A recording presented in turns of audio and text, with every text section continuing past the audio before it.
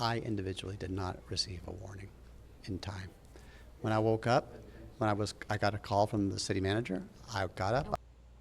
That was Mayor of Kerrville, Joe Herring Jr., who says he did not receive a warning in the early morning hours before the flash flood that occurred along the Guadalupe River. The National Weather Service office that serves both Austin and San Antonio, however, issued several warnings and predictions ahead of the floods. Now, this image here is from the Weather Prediction Center showing a large system affecting central Texas. Then the NWS posted this radar image to X stating the severity of the situation in Kerr County, which resulted in a flash flood emergency being issued for the area of Kerrville.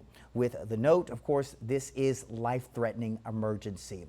Now we have our Chief Meteorologist, Brian Carrick, with us. Now, Brian, we have, of course, all of these warnings. We've heard of these before, warnings, watches, or emergencies. What's the difference here? I know some people can get a little confused about them. What's the difference between a watch, a warning, and an emergency? Well, and I do this with not only flooding, but when it comes to severe weather, tornadoes, etc., we always say we're watching for the potential. We're watching maybe the radar, Clustron 13. We're watching the sky. We're watching the weather models. When a warning is issued, that's when things are starting to unfold, and you need to take things seriously. So flash flood watch means conditions are favorable for flooding. You need to be prepared. Be prepared to seek higher ground very quickly, because once a flash flood warning is issued, flash flooding is imminent or even occurring.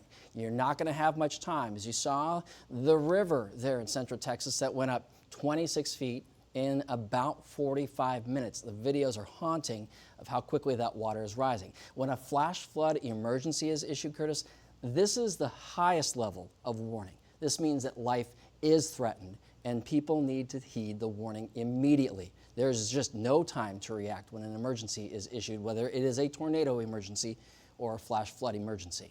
I can imagine, Brian, and especially like you mentioned, those images, seeing those images coming out of Texas. I mean, my goodness, you look at them, you just wonder there, okay, you know, the thought process, you got to be able to react at an instant. Of course, we know that, you know, some of these watches and warnings were sent, of course, overnight or in the early morning hours, of course, and on X, what is the best way to make sure you can stay informed and safe, and we want to make sure we're clear about that. So what is the best way to stay informed? Well, for starters, don't rely on social media to be your warning, because you have folks who are not meteorologists or not officials that can pass along information that can be incorrect and can really put you in danger.